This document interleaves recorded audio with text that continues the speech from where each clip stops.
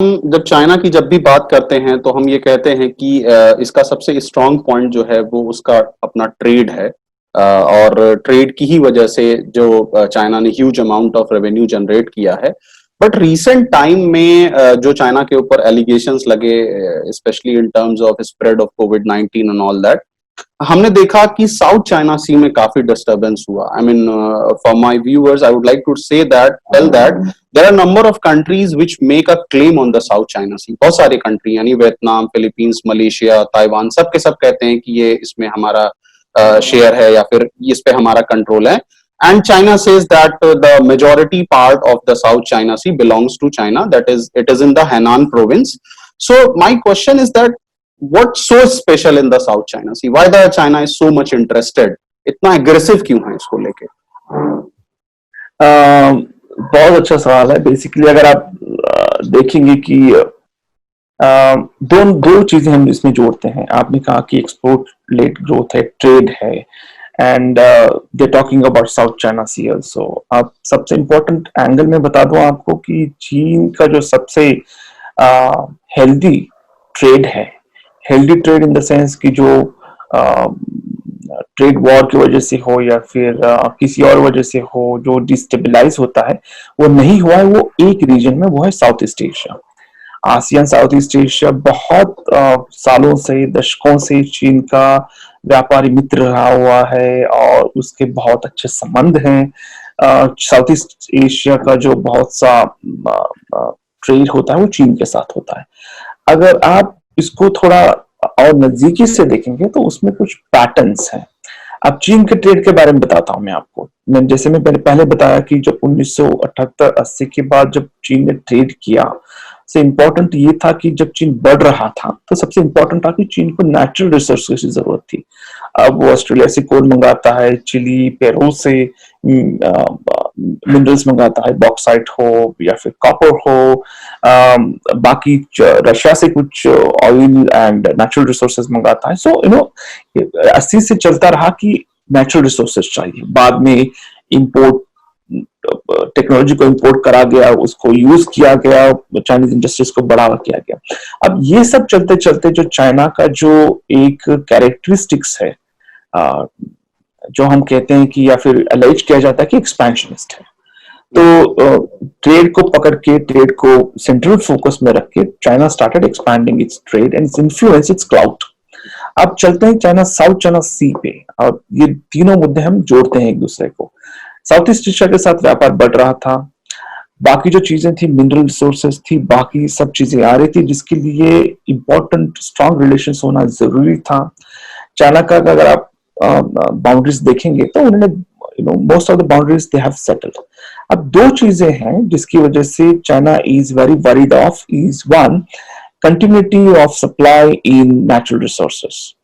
Okay, एक सबसे important चीज है। और दूसरी इंपॉर्टेंट रीजन है जो इमोशनल हिस्टोरिकल रीजंस है, उसकी वजह से चाइना डिस्टर्ब होना। तो जो जो गलवान में जो भारत में हो रहा है एलएसी को लेके, बाउंड्रीज को लेके, वो ज्यादा स्ट्रेटेजिक भी है और हिस्टोरिक भी है, जो चीन को हमेशा सताता है। चीन इज वरीड ऑफ। अब उसमें तिब्बत फैक्टर भी है, तो उसकी वजह से जो भारत का जो ट्रेड रिलेशन है या फिर जो पॉलिटिकल रिलेशन है चाइना के साथ, वो इसमें सेंट्रलाइज हो चुका है, इसमें एक कंपोनेंट बन चुका है, important component. South east Asia के साथ despite of having strong relationship, चाइना's intention not to let South China Sea go, इसमें सबसे इंपॉर्टेंट चीज ये है कि ट्रेडिशनली दिखा जाए, अगर आप 2000 साल का इसमें इतिहास देखें तो South East Asian states were tributary states to China. तो वो एक हायरार्की चीन ने मेंटेन की है बहुत सालों से। तो चीन का माइंडसेट रहा है कि ये जो रीजन्स है, ये जो states, these were the states which were belonging or accepted the rule suzerainty of Chinese. So वो एक जो ये है कि हमारा कद सबसे ऊंचा है साउथ ईस्ट एशिया में, और वी आर इन्फ्लुएंशियल। अगर आप देखेंगे 30% of China, south east Asia का जो पॉपुलेशन है उसमें ओवरसीज चाइनीज की संख्या ज्यादा है, अप्रोक्सीमेटली 30%। अब ये सब चीजें हैं, एनर्जी भी चाहिए, we want to have an upper say in South East Asian affairs matters को लेके। साउथ चाइना सी का जो जो इशू बना वो बहुत रिस्पेक्ट बना, यानी वो एक ईगो चीज बना है चीन के लिए, they would not let it go. Because अगर if South China Sea may, if China accepts the claims of other states, of Southeast Asian states, the same thing will happen as far as Taiwan is concerned and Japan is concerned. आपको पता है Japan के साथ भी चीन का territorial waters को लेके और कुछ द्वीपों को लेके मसला है। तो चीन ये जानता है कि अगर हम एक तरफ ट्रेड को देखते हुए ये मसला हल भी करते हैं तो वो लॉन्ग टर्म चीन के हित में नहीं होगा, because they are letting the mineral resources go. आप देखेंगे जो the South China Sea of China is East Sea for Vietnam, उसमें वियतनाम इज क्रिएटिंग और investing lot in oil rigs. ONGC को भी ये मिले हैं, कॉन्ट्रैक्ट्स मिले हैं जो ईस्ट वियतनाम सी में जाके ऑयल रिग्स में काम कर रहा है।